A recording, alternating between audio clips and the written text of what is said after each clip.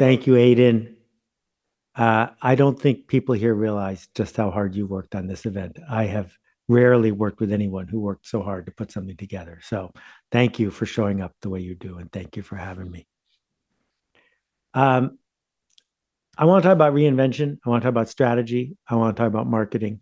The thing about marketing is people think it's about hype and advertising. And so we get put into a corner. But that's not what I want to talk about because that's not what marketing is. If you want reinvention, it helps to have someone guide you and coach you. But if you want to run the marathon, you can't go to a coach and say, teach me how to run the marathon without getting tired. Because the whole point of being able to run a marathon is not that you don't get tired, it's that you figure out where to put the tired. And reinvention and getting to where we seek to go is not about doing what we did yesterday, but faster. It's about engaging with the hard work before the hard work, leaning in to the things we've been avoiding, the conversations we need to have, so that we can experience that discomfort on our way to the next step. So I'm going to rant for 25 minutes or half an hour, and then I'm going to take your questions. So I hope you'll keep notes as we go about what you want to talk about. So what's marketing? Marketing isn't hustle or hype. It's not interruption. It's not making Facebook happy. It's not getting lots of clicks on LinkedIn. Those things might be important to you, but they are not the point. Marketing is making a change happen. Marketing is telling a true story that spreads. Marketing is showing up for the people who are there for you to help them get to where they are going. So if I ask you, what do you make? You probably don't dig ditches for a living. You might not even work in a factory making widgets. I think what you make is change. What you make is a difference. What you make is what would happen if you didn't show up. That gap, that's what we make. And in an era of AI, where almost any task that we can write down, we can get someone cheaper and faster than you to do it, means that we need to think very hard about what we make and how we make it. This idea that we make true stories that spread can take you most of the way to where you want to go on your journey of reinvention. We need to think about, what do our customers want? Who are our customers? Where are they going? What do they believe? What are the basic human needs that people are going to keep coming back to?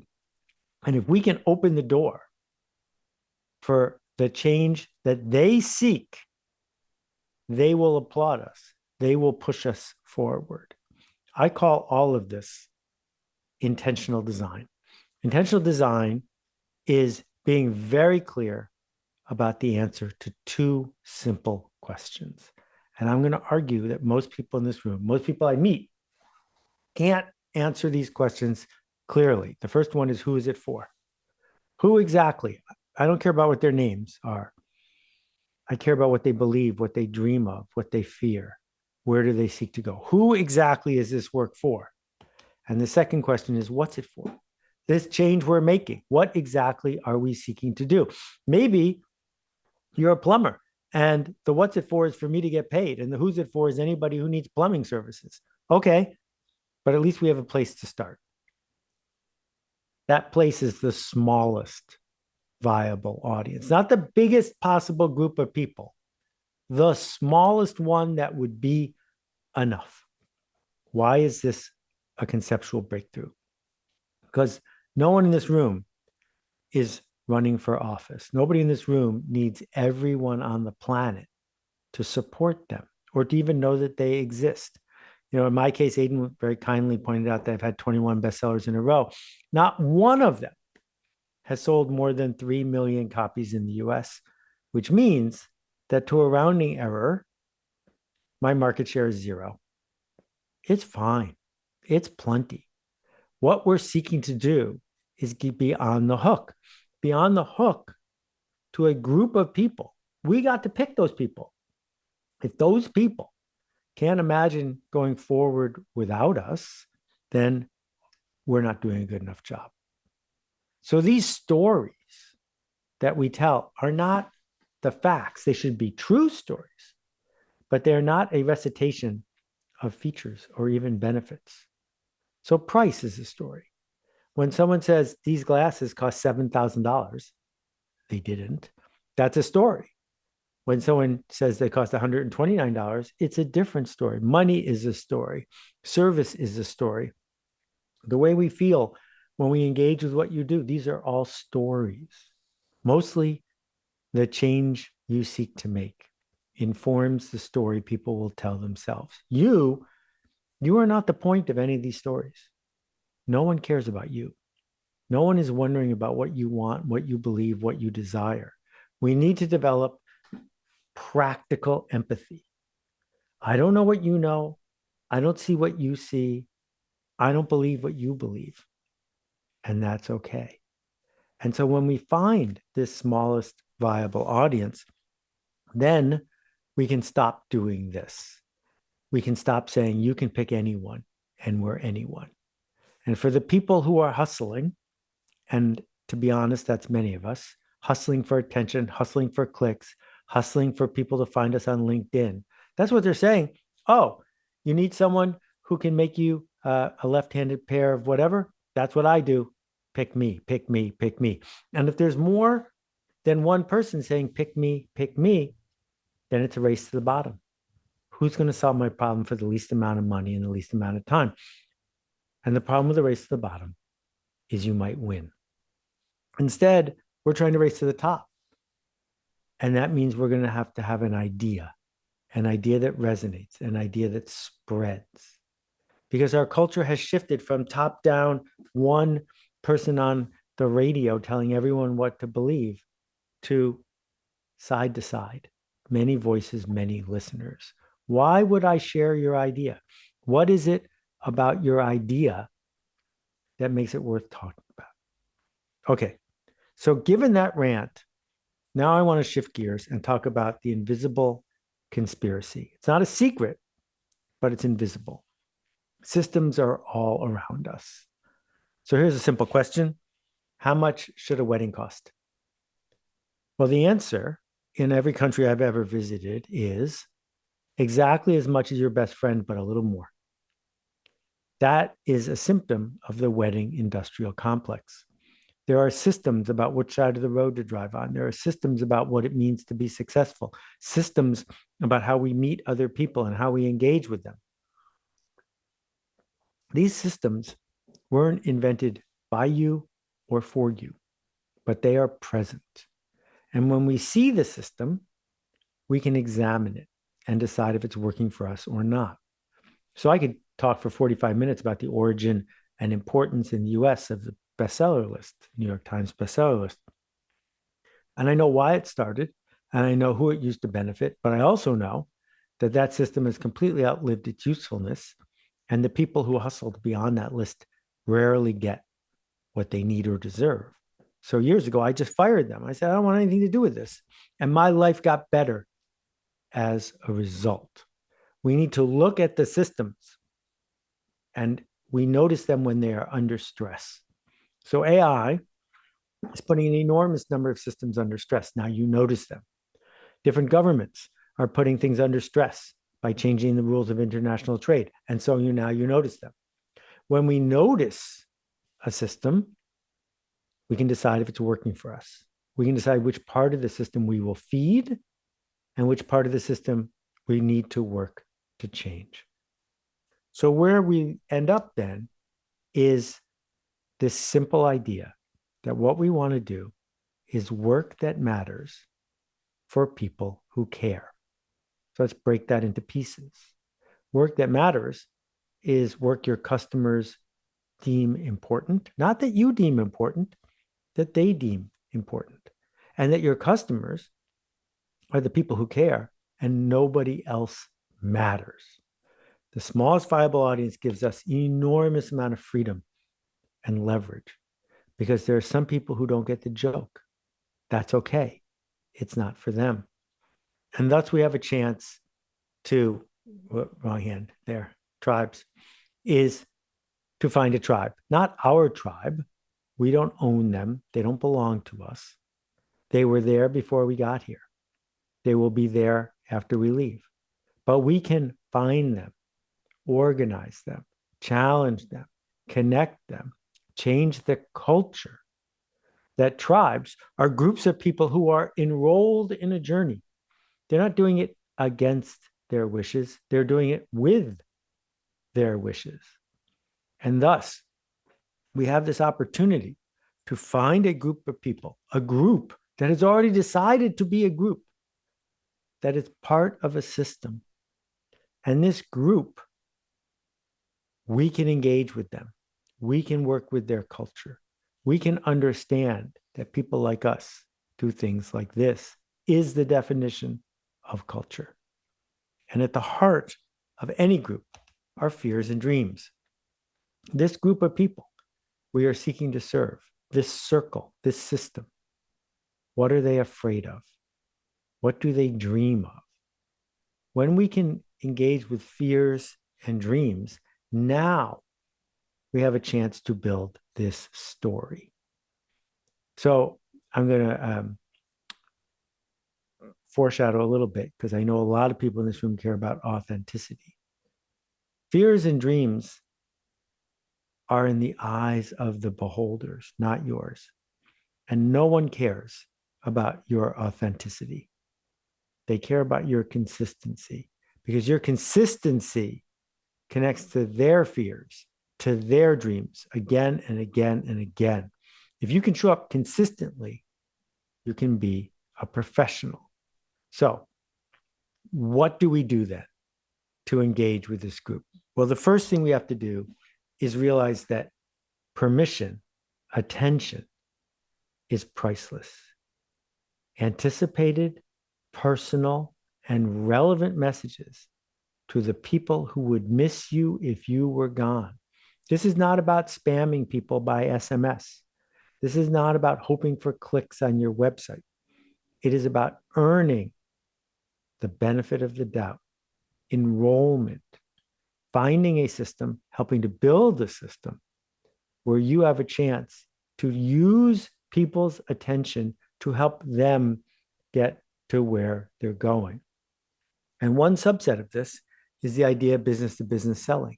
And I know many of you sell things to businesses.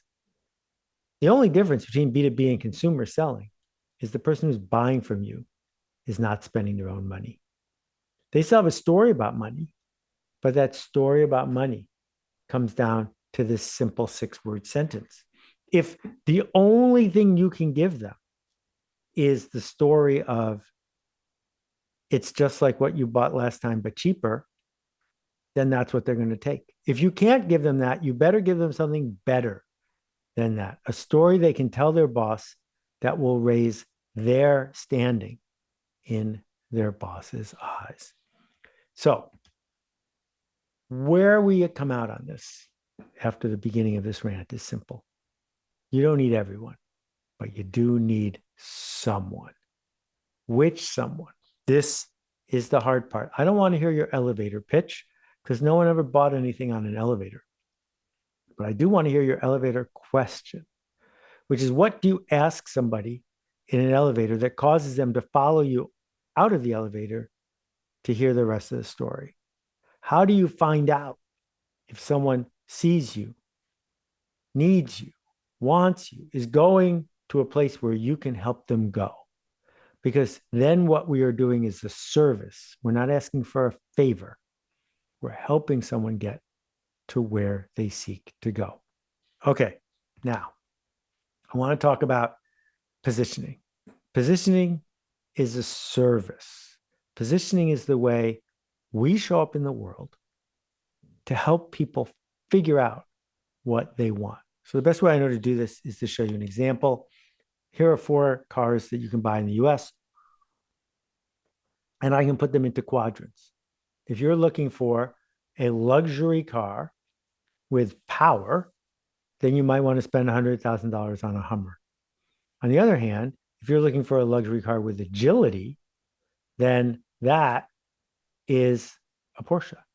The Ford 150 is in a different quadrant, as is the Hyundai. The important thing here is you don't try to persuade someone who's got 5 kids and comes into your dealership looking for a Volvo that they should buy a Ferrari, because it's not for them and they're not for it. That the magic of this grid is that each of the quadrants points to axes that are good things, that you don't get to say, my competition is overpriced, poorly built, bad for the environment. Those are not good things. You have to pick good things because someone's picking those products. Someone's picking those services. Those people are not idiots. Those people are making a different choice than you.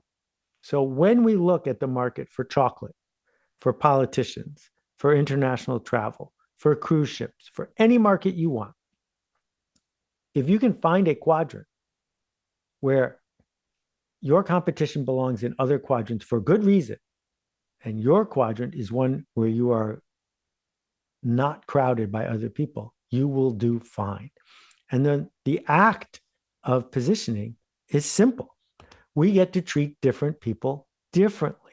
You got 6 kids and you're looking for a carpool, I will talk to you differently than if you're having a midlife crisis and you've got 400,000 quid to drop on a car. That what we have is this.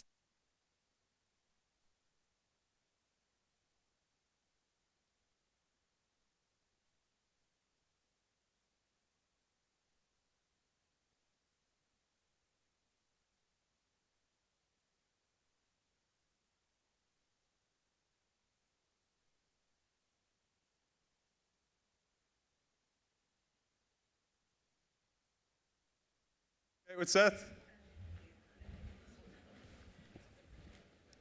We lost you, buddy. This happened Jeff Bezos when he was doing. How about now? Testimony. We got you. Go. It was the AI that did it. Thank you for interrupting me. If you are waiting for AI to change your industry, it will change your industry, and it will do it in a way that makes you work for it. That it will, other people will use it to parcel out smaller and smaller tasks to be done cheaper and cheaper. On the other hand, if you're using Claude.ai every single day for an hour or 2 or 3 a day, you will get better at it faster than anybody else, and you will find new ways to use it. It is the biggest change in our culture since electricity. And there are very few companies around who announced in 1895 that electricity is not for them and they're going to be a non-electric company. Electricity is no longer a feature. Electricity is what we need to do anything. Well, AI is going to be the same way. Okay, back to what I was interrupting myself on. The second graph I want to show you is this one, which is from Jeff Moore. And there's a lot to it. So let me just take a minute to break it into pieces. What you're seeing here is the product adoption lifecycle. It shows that on the left, innovators, early adopters, I call them geeks and nerds, they like to go first in any area. Some people like to buy cutting edge shoes that they read about in Vogue. Some people like to buy cameras. The geeks and the nerds in any given segment are there for what is new. And there are not very many of them, 15% of the market. Then in the middle of the market is that big hump. These people, the average people, the middle of the road people, these are the people who used to have a VCR, but now watch all their TV on Netflix because that's what everyone else is doing. And then the last group, the laggards, another 15%, these people have a 12 flashing on their VCR because there's no way they're switching until they have no choice. When I think about how you're going to develop your project, it is totally fine to just hang out at the beginning of the curve. That at the beginning of the curve, you can dance with people who want to dance with you. They are eager, they are enrolled, they are curious. If you choose to go to the next level, please understand that there's a gap. That's that red arrow that says the chasm. That gap is because the people in the middle don't want to change. They only do it when they have to change. So this extraordinary conference that you're at right now, every person here is a geek and a nerd. Every person here came to a conference that not everybody is going to. And for this conference to get to 10,000 people, it's going to have to cross the chasm and become boring and become a different kind of event. That the expression, no one goes there anymore because it's too crowded, is about this. It's about our opportunity to make a culture. Culture, very simply, is people like us do things like this. You get to decide who are the people like us. You get to decide what are the things like this. People like us do things like this. When we look at the smallest viable audience, then we have an opportunity to figure out which people we want to pick and to change the culture of how they approach things. So when I made this, I only made 10,000 copies because I knew that if I could create a cultural totem for 10,000 people, it could spread. Okay, so going sideways now, I want to talk about what people want, all people. Because all people, once their basic human needs are met, want two things. The first one is status. Who's up? Who's down? Who eats lunch first? And there are lots of ways that people can show status. They can show status by having a super fancy car, but they could also show status by being a billionaire who wears a hoodie to meetings. They can show status by hunting down near extinct animals, and they can show status by being friends with Jane Goodall. Status is simply where they are in the hierarchy. So here's a little clip with no audio from the movie. Oh, there is audio from the movie The Godfather. And the idea of this movie, the first scene, is so critical because Marlon Brando, the Godfather, at his daughter's wedding, is in the position that he has to grant a favor if he's asked it. Otherwise, his status goes down. And the Godfather, if you've ever seen the movie, is all about status. His entire life is built around status. So this guy, 97-pound Bonacera, an undertaker, the lowest status job, comes to the Godfather and asks him to murder two men who harmed his daughter. Now the Godfather's got a problem because if he says no, his status goes down. But if he says yes, then he's a hoodlum and his status goes down. And when we look at almost all the interactions we have at work, almost all the interactions we see in culture or politics, they're about the exchange of status roles. When we get to a roundabout, which car gets to go first? It's all about status. We can see and measure status. The other thing that people care about is affiliation. Who's to their left? Who's to their right? Look around this room you're in.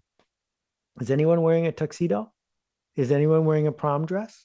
How did you know what to wear? You knew deep down because it matters to you. It matters to all of us to fit in with the people we need to fit in with. So back to what will I tell my boss? What everyone's asking is, what will I tell my friends? Will this wedding, will this consulting gig, will this project, will this outfit, will they help me with my status? Will they help me with my affiliation? Once I know what to tell my friends, if you give me a reason to tell my friends, I will tell my friends. I'm not going to tell them because of you. I'm not going to tell them because you need me to. I'm not going to tell them because you asked me for a referral. I'm going to tell them because it's good for me.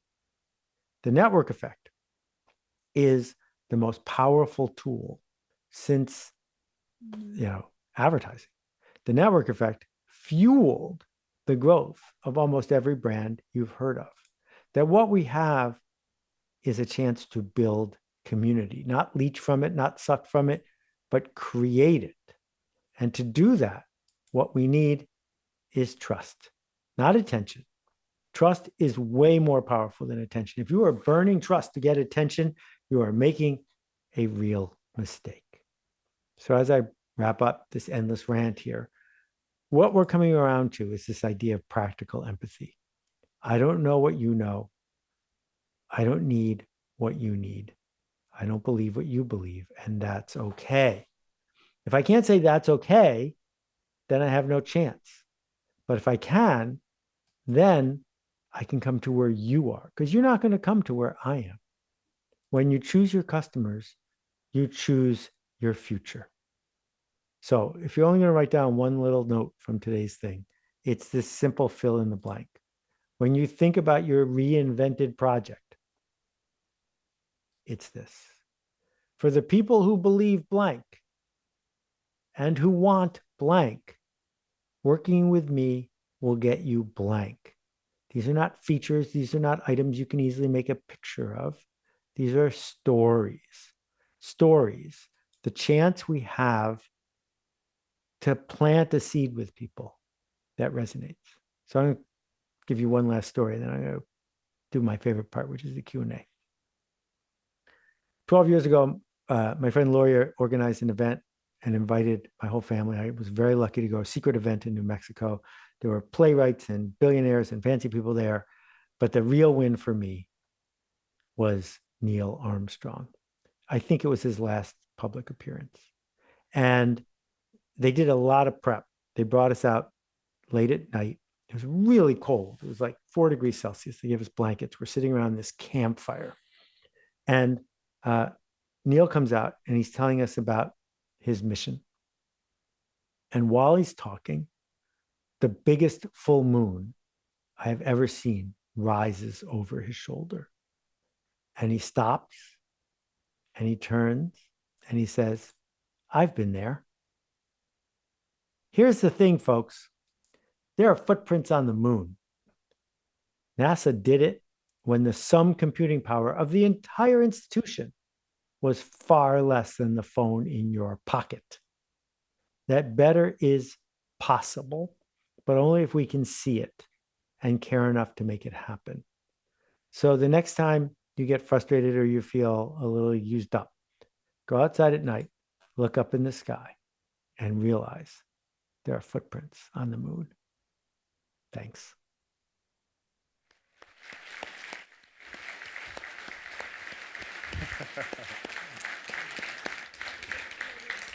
Seth, awesome. One of the great lines from Seth's new book, This is Strategy, there's copies upstairs, is just like the idea that reinvention is not an event, it's a process. He says it in a much more practical way. He says, a wedding is an event, a marriage is a journey. And it's the same thing with reinvention. It's a non-stop odyssey. It means there's no destination. You have to keep going. Seth, we're going to come to questions. Some people have submitted questions through an app to begin with. So the first question we have is, how do you define reinvention in today's context, and what distinguishes it from simple change? This is from Nerdan Tokaz in Canada. Go Canada. I'm an honorary Canadian. Every day is change. It's impossible for today to be exactly the same as yesterday.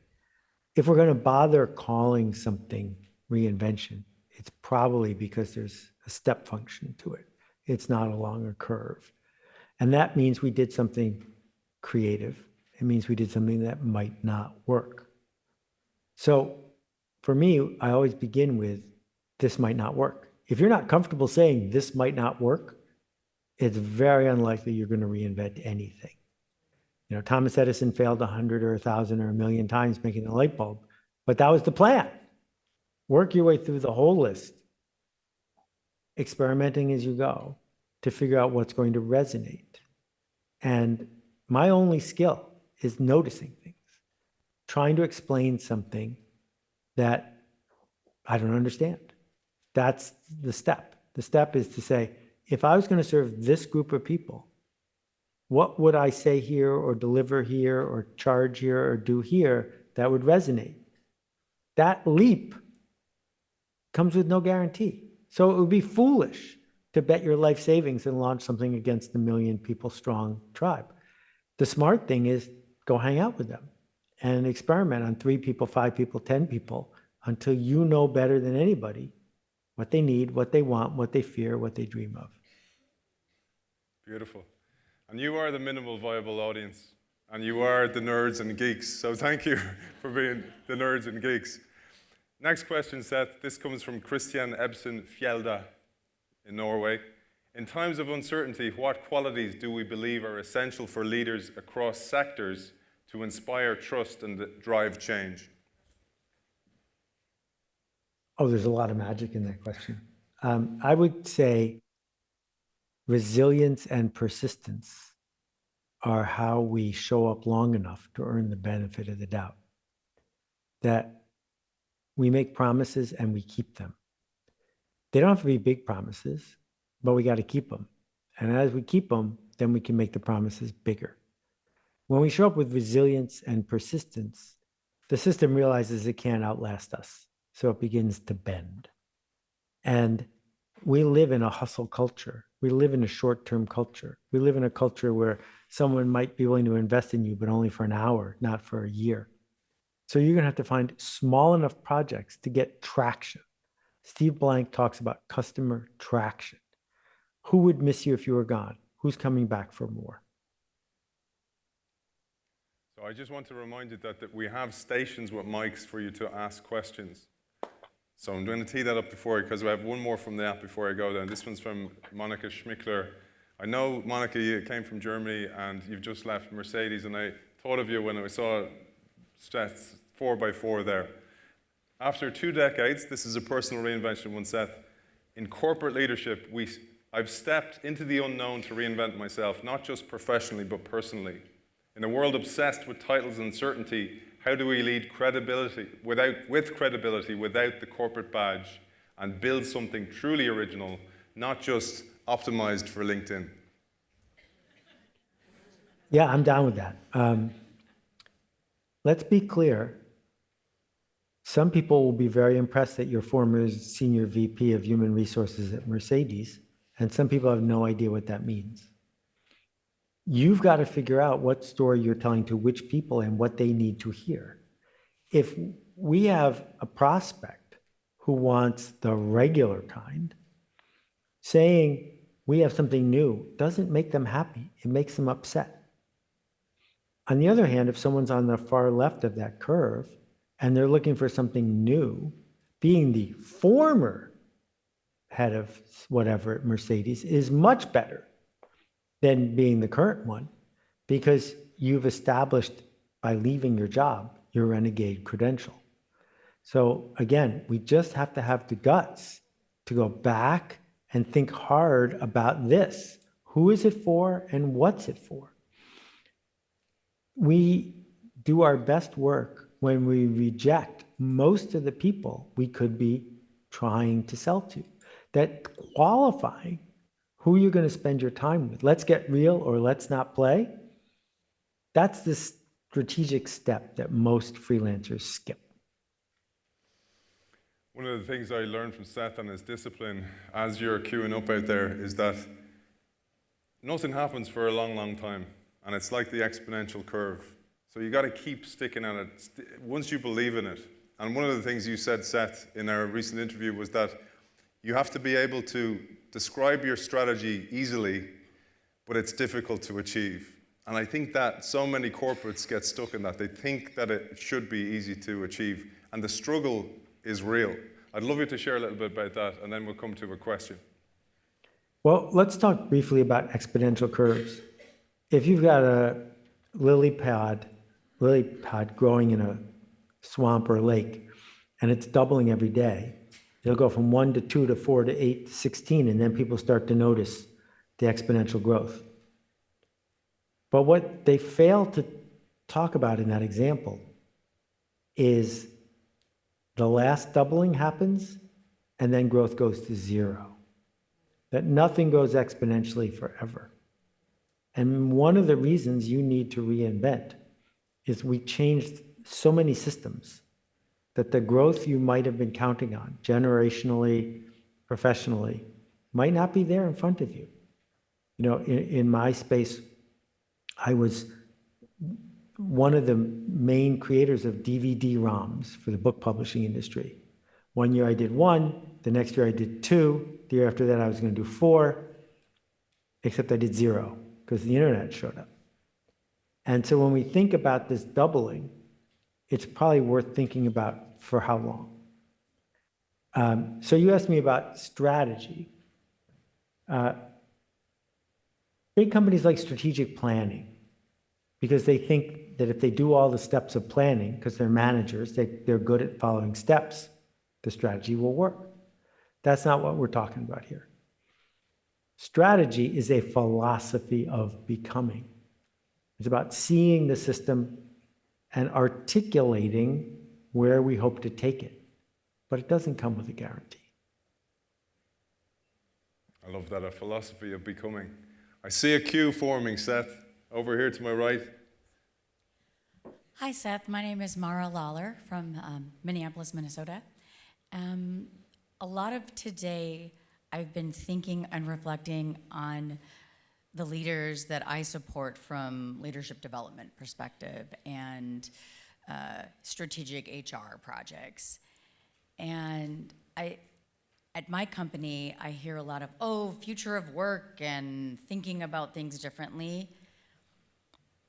And I'm charged with coming up with, capabilities or competencies or something to help them get past thinking about it. And I know tomorrow our theme is implementation, but I'd love to get your thoughts on that. So there are a couple words that I want to differentiate. In this case, it's the difference between a manager and a leader. And my guess is that you spend most of your time training managers, not leaders. And they're different things. There's nothing wrong with being a manager. We wouldn't have McDonald's without managers. And most big organizations, many of the people who work there are managers. Managers use power and authority to tell other people what to do. And when we confront managers with the concept of leadership, they pretend they're interested, but they want nothing to do with it. Because leadership is voluntary, and leadership is not guaranteed. Leadership is, I'm going to go over there who wants to follow me. And if you can command people to follow you, you're now a manager, you're not a leader. That leadership is articulating a future that's not here yet. So the kind of practical training that's useful is first to explain to a manager what a leader is, and only train the ones who want to become leaders. Because if they're demanding, you teach them how to lead while still getting all the benefits of being a manager, you will fail. Thank you. Next, I can barely make it out there. Hello, my name is Yulia. I speak Russian. Please translate my questions. Okay. В условиях высокой рыночной конкуренции на рынке смартфонов, как бы вы порекомендовали поставить стратегию, из чего начать выделиться на фоне конкурентов, когда схожие акции, схожие предложения, схожие смартфоны и гаджеты? Как начать реновацию и что можно сделать? Ваши рекомендации, пожалуйста. We're going to have to figure out how to get the translator to be able to talk to me, because it would be really cool if I could just answer you in Russian. Hi, Seth.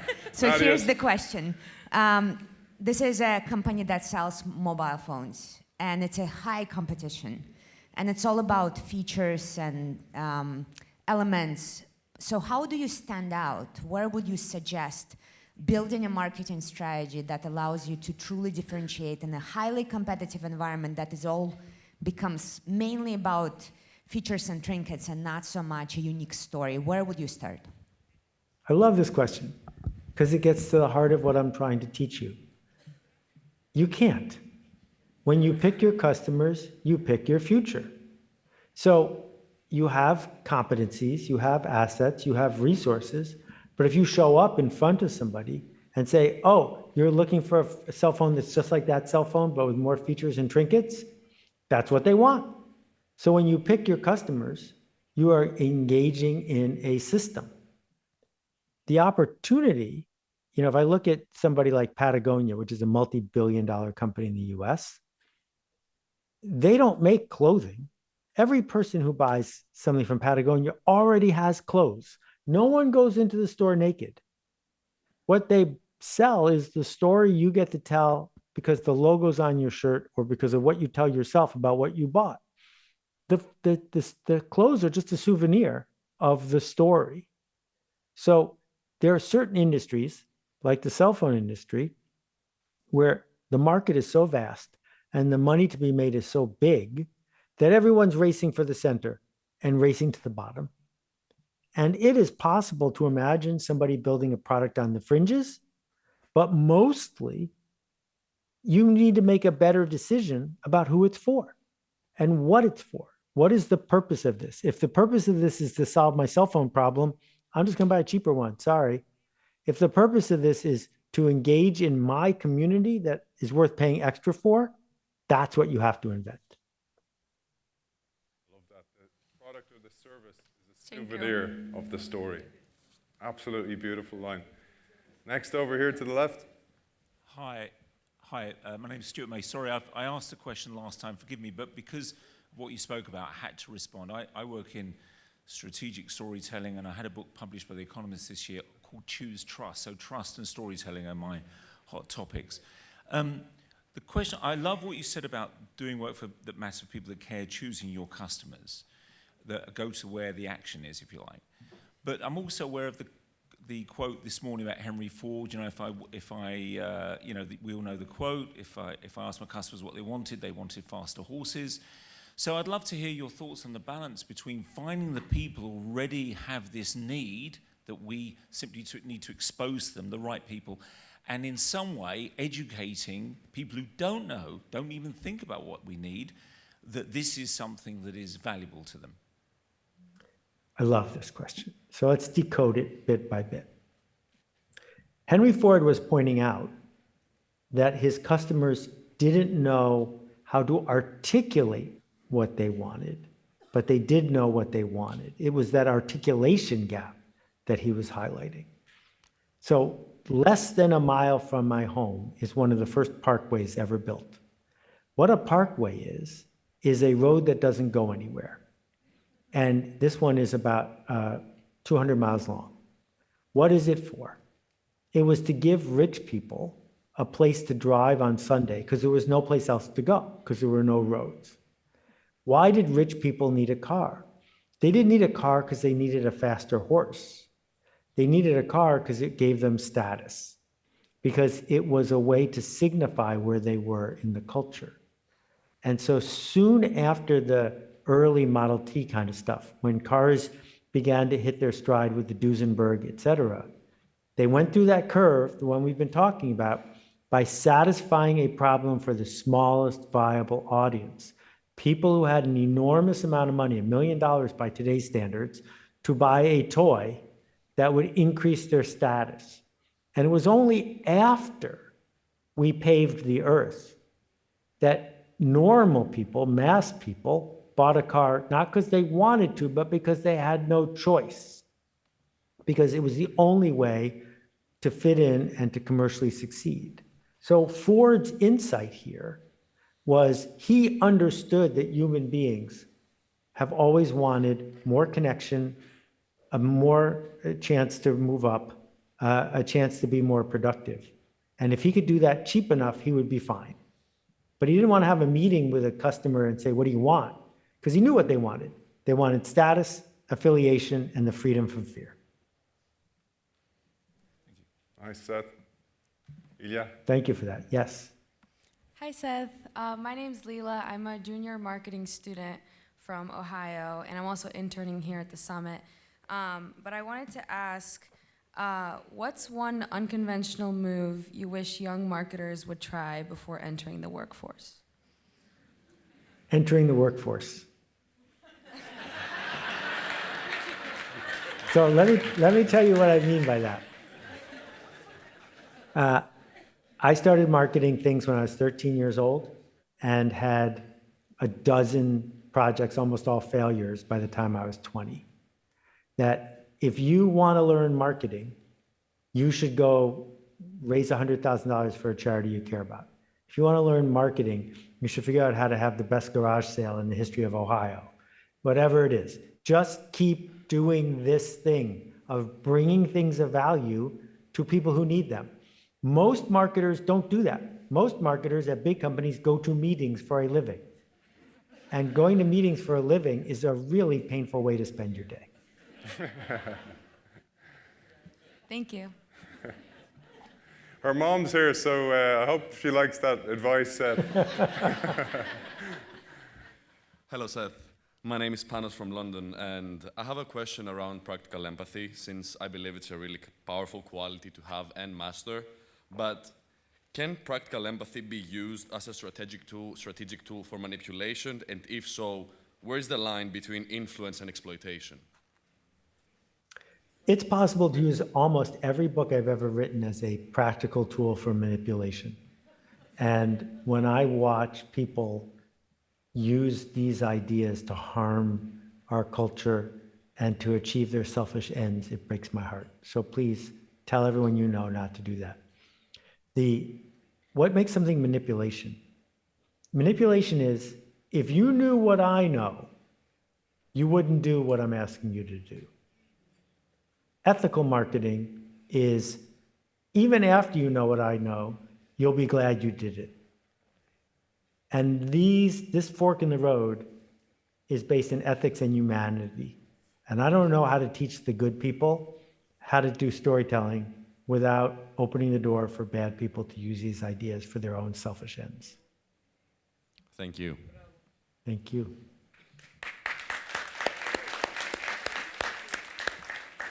Hi, Seth. My name is Vasilena from Bulgaria. I'm a marketer, so I'm going to obviously ask a marketing question. You started by saying that marketing is telling a story that spreads. And as marketers, we naturally gravitate towards writing that story, together with leadership or solely within the marketing department. But my question is, how do we identify the storytellers, the people within the organization who can express that story in the right way, in a way that resonates with your minimum viable audience? Thank you. Don't go anywhere. This is a beautiful, beautiful question. So help me decode this. When you visualize the story you are writing, what form does it take? Are you saying who's a good spokesperson? Or are you saying, how can I tell if a story is robust and resilient? I need to understand a little bit more how I can help here. Who's a good person to tell that story, to spread it in a way that doesn't feel rehearsed, as if it's coming top down from management and you need to recite the same thing? Got it. Okay. So the stories I am talking about are rarely in print or even delivered verbally. That if I asked you, name 3 people who work at ChatGPT and Claude, you can't. Because they're not succeeding because they have a spokesperson. Their product is the spokesperson. If I ask you, is this restaurant any good? You're not going to go interview the chef. You're going to know it's good before you taste any of the food based on countless little clues and smells and sights and vibe, right? And getting that part right comes by having a point of view and by practicing it. That being good on camera is a fine skill, but that's not the storytelling I'm talking about. I'm talking about the way it smells when you walk into the first class lounge on Air France. That aroma is a story. That the sound that they pump in before the concert starts is a story. That the way when you came to this conference that you were checked in, and whether it went really smoothly or didn't go smoothly, whether people recognized you on your way in, these are stories. So our job as marketers is to build a system where everyone in the organization can tell that story consistently. So to give you a specific example, there's a luxury hotel chain. Now, the thing about luxury hotels is we go to a hotel because we want to sleep and we want it to be dark and quiet, which means that all hotels in the middle of the night that are any good are exactly the same. They're dark and quiet. So how can I charge 5 times as much? It's because of the story people tell themselves about what kind of people stay in a hotel like this. So what this hotel did this chain is they went to the lowest status people in the organization, people who aren't paid enough, the people who make up your rooms, and they said, here's $250. You have $250 you can spend anytime you want, as often as you want, to make any customer problem go away, anytime. When you empower 1,000, 2,000, 5,000, 15,000 people with a budget and a system that rewards them for doing it, when you tell their stories again and again, it's going to happen. And because it happens, then the story becomes true. So that is the hard work. It's not the media training of the CEO. It's figuring out how to build deep into the system itself the thing that's going to build trust. Thank you. Thank you. I got time for one more question. One more question. Hi, my name's Joe. I'm a junior business student from Vermont. And my question is, in 2025, what skills would you recommend young people develop? And what are some actionable steps you would recommend they take to further develop those skills? That's a great question, Joe. And thank you for making the trip. What's scarce? What's scarce going forward? Well, who knows what the economy is going to bring. But once people's needs are met, they want to be less lonely. They want to be connected. They want to be part of something. If you can learn to create community and connection, you will never be short on a job or on clients, because that problem is not going away. And the number of people who have the humility and the skill to earn charisma by doing it is very small. So you're lucky you're in college. So what can you organize at college? If you did a movie night, could you get 400 people to come?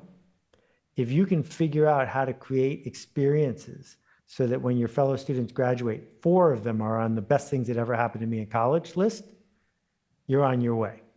That this idea that you can be an impresario, putting together AI and permission and all the multimedia tools that are available to you for free, not to be an unpaid intern for Facebook doing what you think Instagram's going to like, but to actually be the organizer of community. And it doesn't have to be a lot of people. It just has to be people who matter to each other. Doing that in college, or if you work at a big company organizing a book group or anything in between, we don't teach a class in this. We don't write books about how to do it. That is what I would focus on. Figuring out how to be the person who makes community happen. Do it, Joe.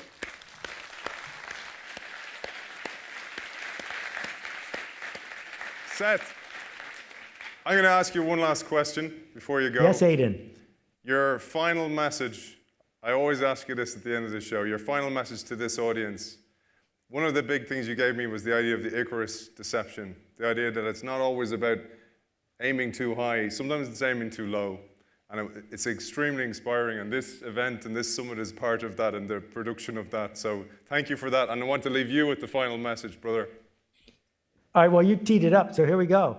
The story of Icarus was very simple for a long time, and then 200 years ago, they changed it. The myth was that Icarus and his son Daedalus were banished to a desert island.